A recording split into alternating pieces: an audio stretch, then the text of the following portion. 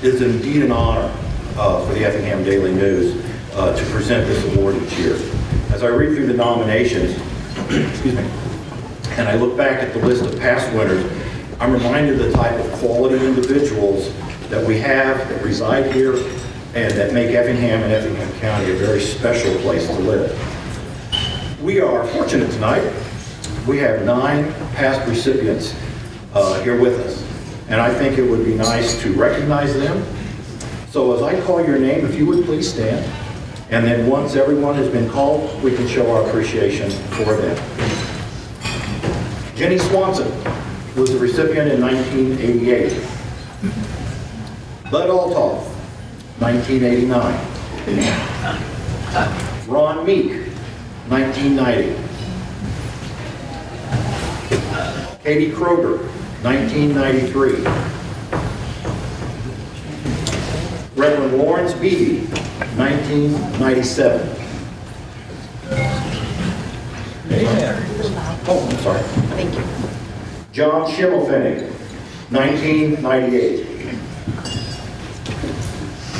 Frank Cabas, 1999. Newland Martin, 2000. And Delbert Munt, 2003. Have I missed anyone? This is a list I was told that the folks would be here. Is there anyone else here that we missed? Okay, let's give these folks a nice round.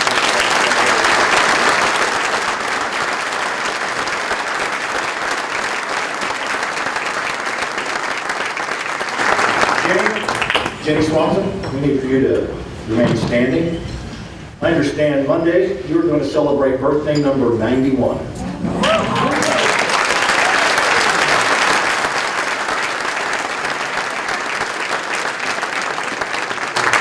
I think we need to sing. And I think I remember the words happy birthday, and I think we've got several hundred people here that we can serenade. So let's all sing for Jenny, okay? Happy birthday to you. Happy birthday to you. Happy birthday, dear Jenny. Happy birthday to you.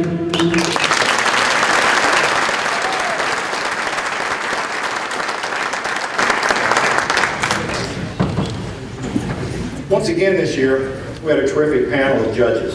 And like always, and for those of you who come every year, you hear this, but it's kind of a disclaimer. I'm the only person who knows who they are. Even the judges themselves, they do not know who the other judges are. They were each given every nomination that was received, and they're asked to read through them. They're asked to choose a person who has made a difference in this community or in this county. They read the nominations, they evaluate each individual, they rank them in a top 5 on a ballot that is presented to them, and then they give the ballots back to me and I tabulate them. I believe all the judges are in the room tonight, and I just want to say thank you very much for your help. I appreciate it.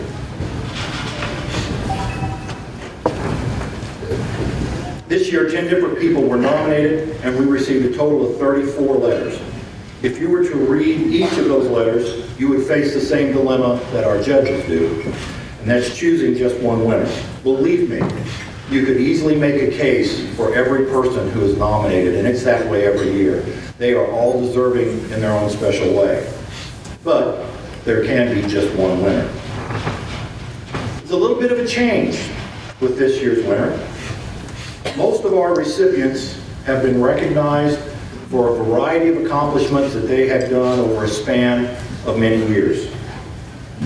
This year's winner is just 39 years old and is basically being recognized for the role he plays in a single project. But this project has helped touch the lives of thousands.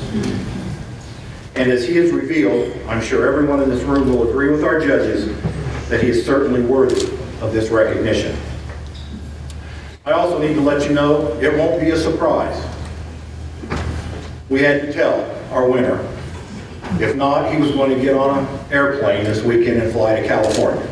I'm sure he's relieved. I understand the forecast was calling for rain out there. I have a question for you. How many in this room have heard of the Central Illinois Honor Flight Program.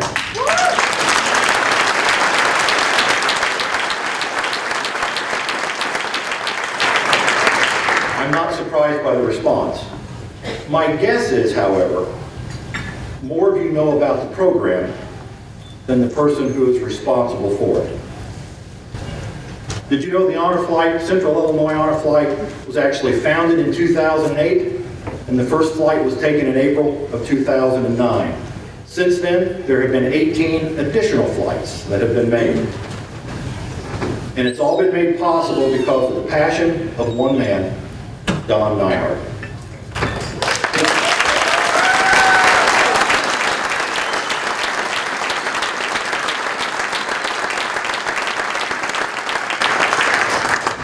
His initial interest came after watching a TV program about the Honor Flight program, which I understand actually originated in Ohio. To see how it all worked, he actually went on 2 flights with a group out of Chicago. He wanted to see just how it was all done. After taking those 2 flights, he was hooked, and the motivation and the passion kicked in.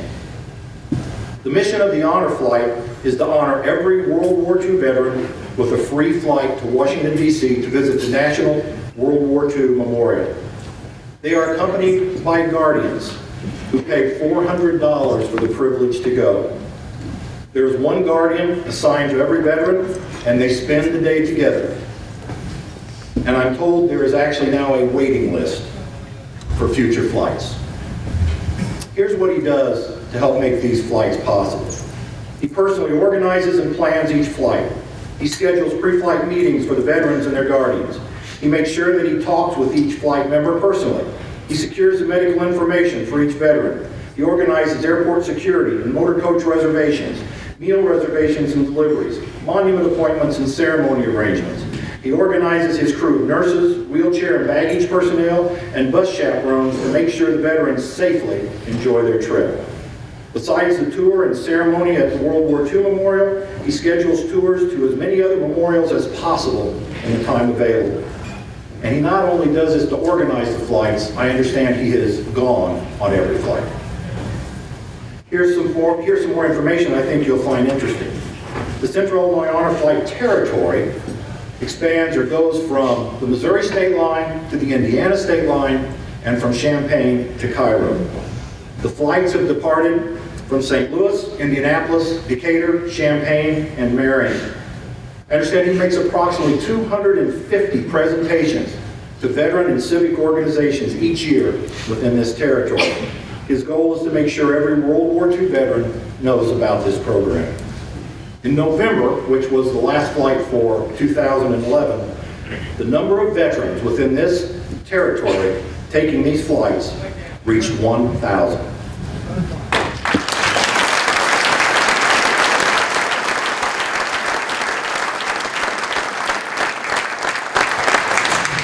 Now I'd like to read some excerpts from the nomination letters that we received.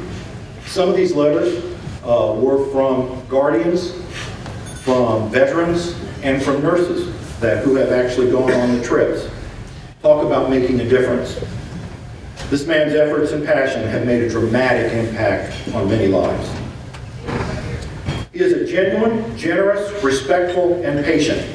He truly loves these veterans. He makes every veteran feel like a part of his family.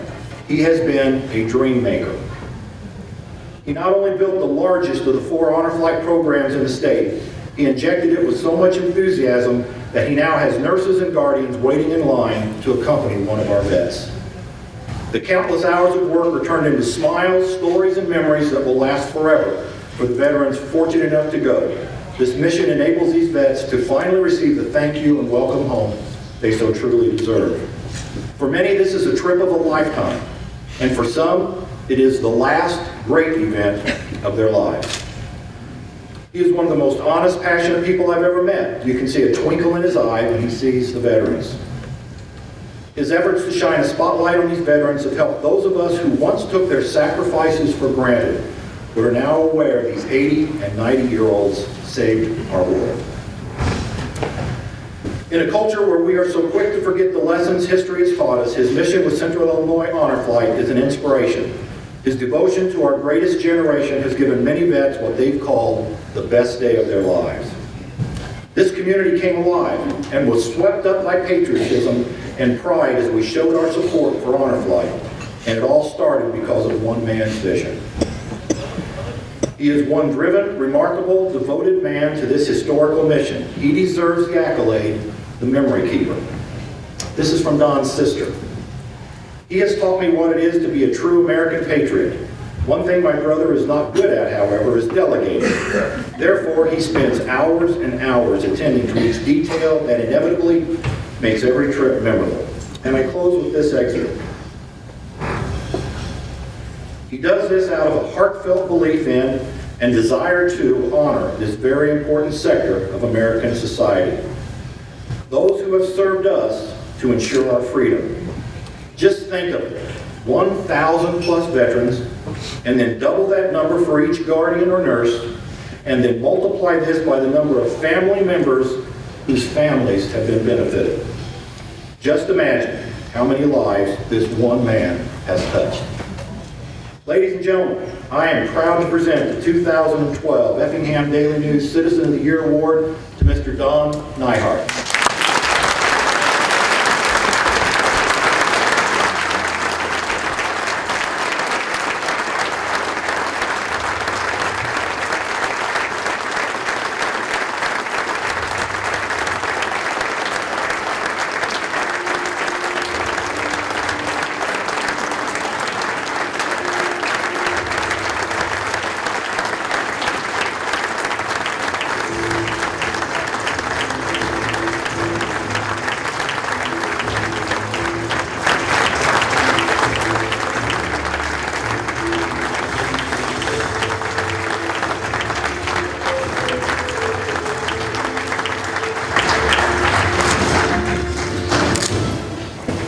First thing I'll say is when I started this, a lot of help from neighbors, family, friends, and then Dave McDevitt popped up, which I'll tell you about in a little bit. But the only thing I told him was, Dave, I'm 36 years old, and I haven't given a speech in front of people since 8th grade. So if we ever go on a flight, the only thing I need you to do is, besides be a lawyer and help us out if anything bad thing ever happens, is I need you to just do our speech whenever we get back. So Dave, no, I'm just But just want to say I'm very humbled to be here. As those other award winners were standing up, I'm sure they're many years of life, have done many more things than I've done, but I just want to say that I'm humbled to be here and very proud to be here. At our table, they were telling me, since I did know about this a couple days ago, that keep it short and sweet. I hope the Orchard is a chamber member, because that's where we're all going afterwards.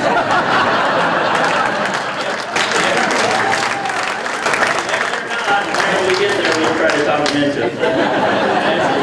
Membership committee come up to us. So the shorter I keep this, they were saying the more they're going to make tonight. So I also want to say that I waited 39 years to get married, and the only thing I asked was during our vows was the only thing I'll ever get divorced for is if you give me a surprise birthday party. It's pretty damn close. Organizer of this, I guess you're on the hook, so I guess we're still good to go for the rest of our lives. So, as Steve mentioned, we take World War II veterans to Washington, D.C. I'm good over with all the emotional stuff now. The first thing I'd like to know, is there any World War II veterans in the audience tonight? Is there anyone here? Mr. Altop?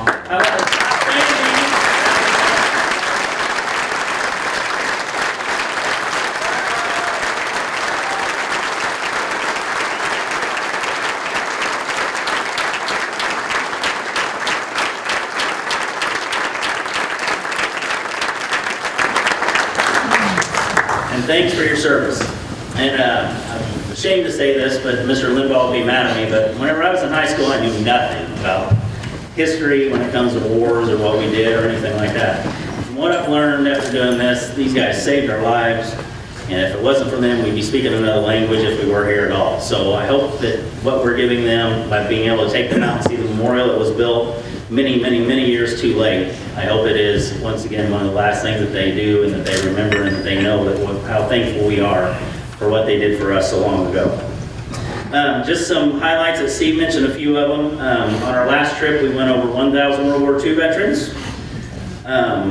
This isn't really a highlight, but just something, so some of you know how much this means to some of the people that we've taken. 3 World War II veterans families have called asking if they could have a new orange shirt that we give all the World War II veterans that go on flights with us so that their family member could be buried in.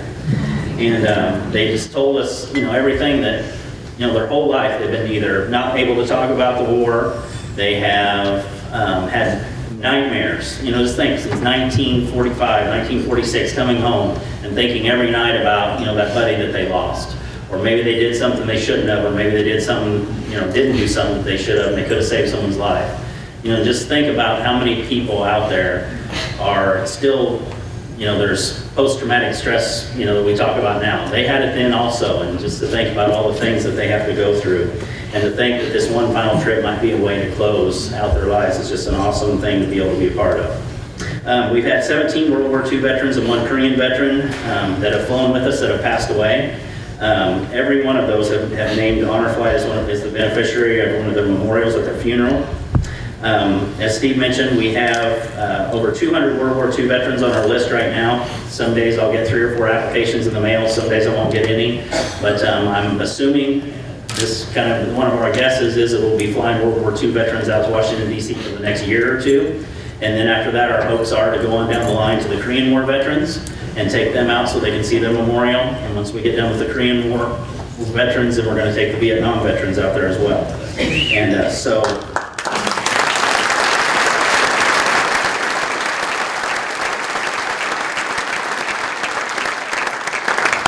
And one of the first board meetings we have, if you call them board meetings, went to Taylor Law Office and we kind of sat there and we all drank a couple beers. Not that I'm an alcoholic or anything, I'm talking about beer twice. We sat around talking and had a couple beers and we said, how in the heck are we going to do this? And my main concern was, who in the heck is going to donate money to us, first of all, because I'm the worst salesman in this room. And my second thing was, who's going to pay $400 to go along with us for the day and be up 24 hours and escort a 82 to 99-year-old man or woman for the day and push them around in a wheelchair. We've had over 1,000 Guardians that have went on the trip with us, and right now we have 350 Guardians compared to the 200 World War II veterans on our list. So the support that we've had from not only this community, but everywhere in central and southern and eastern and western Illinois has just been amazing. We couldn't do it without everybody. I want to mention a few people, everybody in this room, who I don't know yet. You guys are going to get some door knocks now since I'm on a one-to-one basis with you now, if you haven't donated yet to us.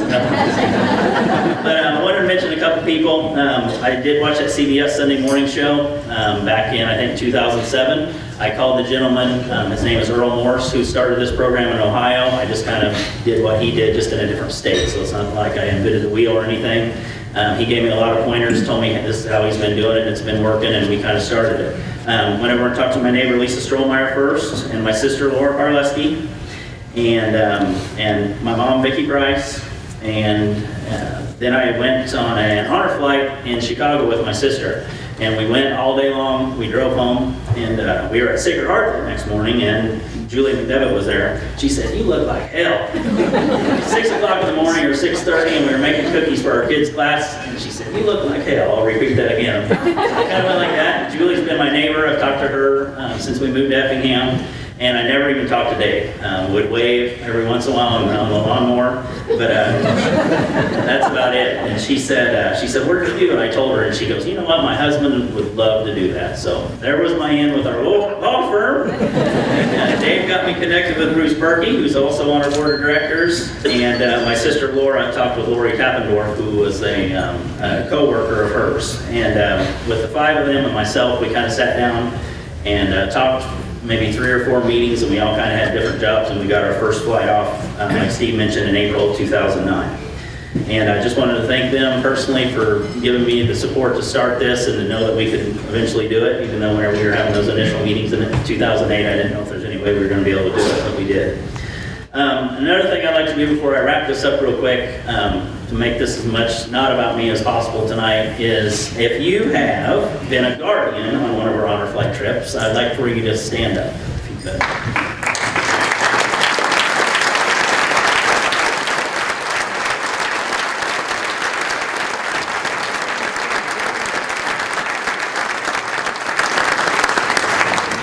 to tell you thank you very much. I would say that probably 9 out of every 10 people that stood up did not even go along with a family member. Just went along after hearing about the program and wanted to take a true hero out to see the memorial.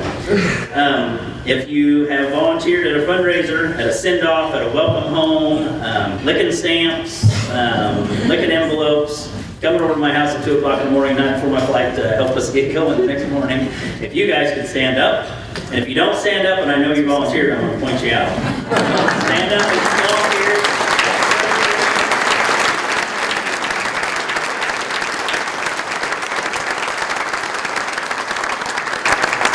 And if you're a business or an individual who has donated monetarily, I'd like for you to stand up also. And please stand up.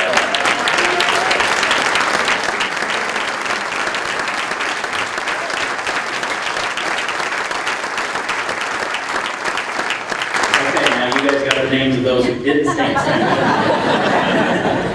So, once again, like I said, I did have a couple days warning of this. I'm not very good at standing up here and talking and things, so I just want to say thank you very much.